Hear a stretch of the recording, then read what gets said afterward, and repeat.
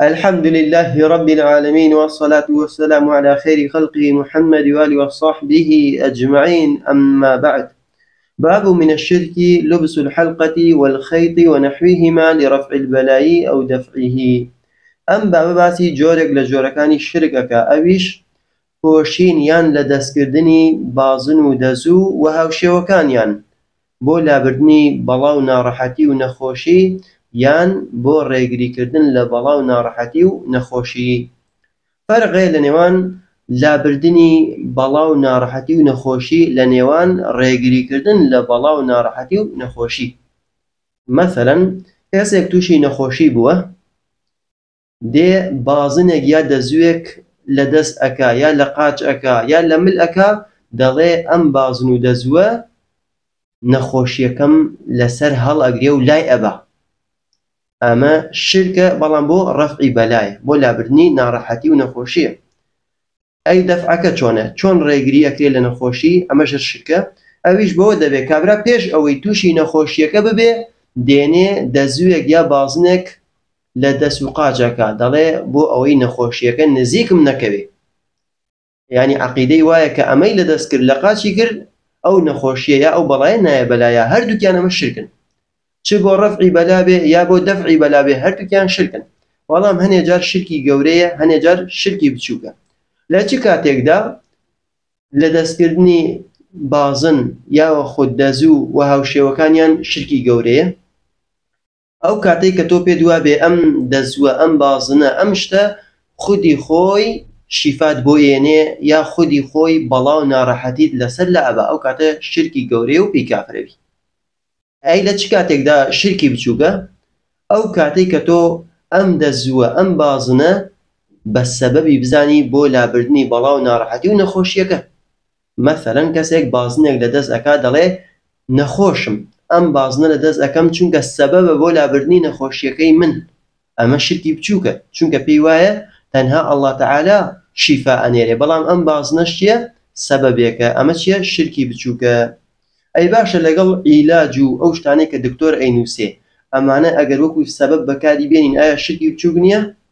قاعیدەیەکی عام بەیان ئەکەین لێرەدا، هەر شتێک لە شەرعدا بە سەبەب دانرابوو بۆ شیفا، وەکو سەبەب بەکاری بێنە، هیچ ئیشکالێکی نییە. باشە براکەم، یاوە خۆت دکتۆر یا ئەهلی ئیختیساسی خۆی هاتن وتیان ئەم شتە تەجروبە کراوە، سەلمێنراوە کە سەبەبە بۆ شیفای فڵانە نەخۆشی، وەکو سەبەب ئەو کاتە تۆش بەکاری بێنی، هیچ ئیشکالێکی نییە.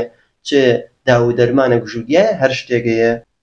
وقول الله تعالى، الله تعالى فرميه: قل أفرأيتم ما تدعون من دون الله إن أرادني الله بضر هل هن كاشفات ضره. أي محمد صلى الله عليه وسلم بيان بلي أو شتاني كإيه وأي أهل كفر هاواريان ليكن لغير الله تعالى شدار برد كائن هرشتاقية. آية أقر الله تعالى ويستي ليبه بلا مصيبتك نخوشيك هرشتاق لوانا توشي من بكا، آية أو شتاني كإيه وهاوارتان ليكردون لغير الله تعالى، آية أتوانن أو أنا ببن بريقرك أو بلاي الله تعالى بمنقا؟ ديارة بقطعا ناتوانن أو أنا چونکە تۆ ئەو قەبرە هاوارد لێ کردووە خۆشی بە نەخۆشی مردووە، وانە کاهینێک هاواری لە یەکەی خۆشی تووشی نەخۆشیە بێ.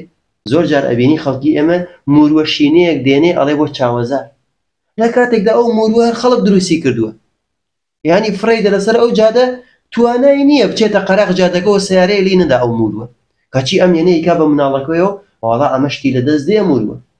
ئەبێ ئینسان ئاگای لێ بەوە تووشی شرک بووی. پاڕۆیەکە دارێکە بەردێکە لە سین دروستیان کردووە، کەواتە ئەو پەڕۆ و ئەو موروە خۆشی ئەڕزێ دوو ڕۆژی تروازی لێبێنە لەوێ ئەڕزێ نامێنێ، بەڵام ئەم یێنێ ئەیکا بە ڕەفعی بەلا و دەفعی بەلای پێکە. ئەبێ ئینسان ئاگای لەم بابەتانە بێ.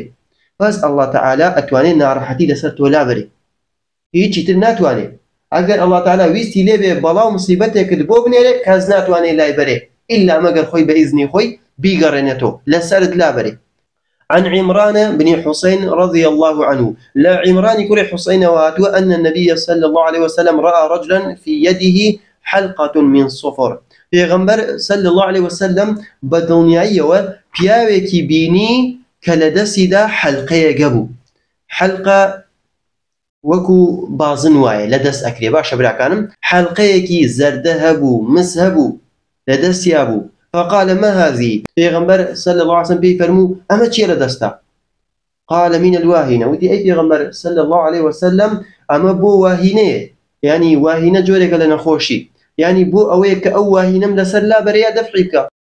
پیغمبر صلى الله عليه وسلم فرموي انزعها. پیغمبر صلى الله عليه وسلم فرموي لدستد لا يبره، فإنها لا تزيدك إلا وهنا. أو حلقة أو بازنة هيج دوزياونك إلا وهن، يعني هيج دوزيادنك إلا نخوشي دوزياوك. واتە زۆر زۆر میمە ئینسان ئاگەی لەم بابەتە بێت. ئەو بازنە لە دەستی ئەەکەی، ئەو دەزووە لە دەستی ئەەکەی، هەر شتێک پێ دوا بێ کە ناڕەحەتیت لەسەر لابە ئەوە نەخۆشیت بۆ زیاوەکە. فإنك لو مت وهو عليك ما أفلحت أبدا. ئەگەر بشمری ئەو بازنە لە دەستا بێ بەو عەقیدەوەوە کە ناڕەحەتیت لەسەر لابە یا ڕێگرە لەوەی ناڕەحەتیت بۆ بێ، بە حەیاتی سەرفراز نابی. ئەهلی عیلم دەفەرمون ئەمە هەڕەشەیەکە بۆچی؟ بۆ شرکی گەورەیەکی. کەواتە تووشی شرکی گەورە بۆ ئەو کەسە. کەواتە بێ ئینسان ئاگای لێبێ. و ئەم فەرمودەیەش ئیمامی ئەحمەد و حاکم و ئیبن حیبان ریوایەتیان کردووە و وتراویشە صحیحە لەسەر شەرطی شەیخەین، بەڵام هەنێک لە ئەهلی عیلم بە ضەعیفیان داناوە. والله أعلم. ئەگەر بە هەموو ریوایەتەکانەوە کۆی کەیتۆ صحیحە. ئەگەر ضعیفیش بێ خۆ معناکەی هەر صحیحە. وله عن عقبة بن عامر رضي الله عنه مرفوعا، بمرفوعي لعقبة كري عامر وهاتوه: من تعلق تميمة فلا أتم الله له، ومن تعلق ودعة فلا ودع الله له. من تعلق تميمة، هاج كسي تميميك هل بواسي. تميمة شيء هر شتك هل بواسي بخوتوا يا معلوم نالتوا بس سياركتوا هتاوكو آخر. هل يواسي بوي ناڕەحەتیەکت لەسەر لابەرێ، بۆی چاو کارت تێ نەکا، حەسادەت کارت تێ نەکا، بۆی نەخۆشی نەیە بەلاتا. ئەمە هەمووی تەمیمەیە ئەگەر هەڵی واسی. هەچ کەسێک تەمیمەیەک هەڵبواسێ فەلا ئەتەم الله له، الله تعالى ئەو کارەی بۆ تەواو نەکا، واتە ئەو مەبەستەی نێتە جێ. مەثەلەن شتێکە دڵواسیەوە بۆ ئەوەی چاو کارت تێ نەگا، الله تعالى ئەو مەبەستەی کە ئەو شتت بۆ هەڵواسیوە الله تعالى کارەکەت بۆ جێبەجێ نەکا، بۆ ئەو مەبەستەی کە ئەتەوێ. علەمایان خلافیانەیە ئایا ئەمە دوعایە کە پێغەمبەر کردوویەتی یا خەبەرە ئەیدا. ئەگەر دوعا بێ ئەبێ بترسی لە دوعای پێغەمبەر کە گیرا بێ لەسەرت. ئەگەر خەبەر بێ خۆ خەبەری پێغەمبەر درۆی تیا نییە. ڕاستە هەچ کەسێک تەمیمەیە گەڵواسێ الله تعالى ئەو مەبەستەی بۆ نایەتە جێ، کاتە بێ ئاگات لێبێ. کاتە ئەی ئەو کەسێک کە موروە شینکەیەکەی بە مناڵەکەت و ئەڵێ با ژنان دێن بۆ لای چاوی نەدەن، دڵنیا بە لەوەی کە ئەو مەبەستت بۆ نایەتە جێ. ئەگەر الله تعالى ویستی لێبێت چاو لە مناڵەکەت بدرێت، هەزار موروشی پێوە بکەی هەر چاوەکە کاریگەری لەسەرەکە. ومن تعلق ودعة فلا ودع الله له. هەچ کەسێکیش وەدعەیەک هەڵبواسێ، وەدعە بەردێکە لەناو دەریا ئەیان هێنا، بەردێک بوو پێیان وا بوو کە ئەم بەردە شتێکی بەدەسە، ئەتوانێت چاو بگەڕێنێتەوە، حەسادەت بگەڕێنێتەوە، ئەتوانێت نەخۆشی لەسەر ئینسان لابەرێ، بەردێک بوو لە دەریا ئەیان هێنا. و هەر کەسێکیش ئەو بەردەیە هەڵبواسێ وەدعە، الله تعالى خێری پێ نەگەێنێ و الله تعالى تووشی وەسوەسە و قەلقەلەی بکە. باشە براکەم، یعنی تووشی ئەو نەخۆشی بکە کە قەلقەلە و وەسوەسەش نەخۆشیە. ئەم فەرمودەیە ضعیفە، بەڵام لە ڕیوایەتێکی تردا هاتووە: وفي رواية من تعلق تميمة فقد أشرك. ئەمیان حەسەنە، هەچ کەسێک تەمیمەیەک هەڵبواسێ ئەوە تووشی شرک بووە بە دڵنیاییەوە. ئەوتمان تەمیمە هەر شتێکە هەڵی بواسی بۆ دەفعی چاو، بۆ دەفعی حەسەد، بۆ دەفعی نەخۆشی، ئەوە چیە؟ تەمیمەیە و تووشی شرک بووی. وتمان لە دوو حاڵەت بەدەر نییە.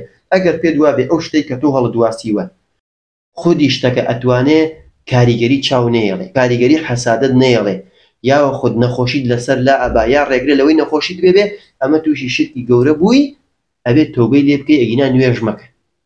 دڵنیا بن ئەو کەسانەی کە ئەوەیە عەقیدەیان نوێژ مەکەن، بە ناحەقیکەن، تووشی شرکی گەورە بوون و کافر بوونەتەوە. بەڵام ئەگەر پێ دوایە ئەمە سەبەبێکە بۆ ئەوەی نەخۆشی نەیە بەلاتا، بۆ ئەوەی نەخۆشیەکەت چارەسەر ببێ، ئەوە تووشی شرکی بچوو بووی. ئەبێ ئەمەشیان هەر گەورەیە، حتا تاوانەکەت لە زینا گەورەترە، حتا تاوانەکەت لە ڕیباخۆر گەورەترە، ئەبێ لەمەشیان واز بێنی. إن جاء أثرك تريش ونباسك عن حذيفة رضي الله عنه أنه رأى رجلا في يده خيط من الحمى. حذيفة الله تعالى راضي به بياوكي بيني لدسدا دزوي قبو هاتي قبو من الحمى أم كابرا أم بتي لدس كردبو بوشي بو أوي تاي سري كم بيتوا خوي حمى برزبونوي بلي جرماي أمش ديار لسرعي ويعني تاب زوري لسرداي كاتم كابرا أم بتي أم خيطي لدس كردبو بوي تاكي كم بيتو يا نميني فقطعه حذيفة يكسر بشران دي لدسيا سيري جرأتي الصحابي بكن وتلا قوله تعالى يكسر كلام الله تعالى يخوندو وما يؤمن أكثرهم بالله إلا وهم مشركون زورنا خلق إيمان ناين إلا لمن كتا مشركا وكل تفسير السلف دهاتوا بزمان ألين إيمان من بالله تعالى هي الله تعالى خالق رازق جيانر مريانر الله تعالى فرم لمن كتا لعبادتها توشي شرك أبن أبيني توكلي لسر غيري الله تعالى أبيني حكم باتو ولا غيري الله تعالى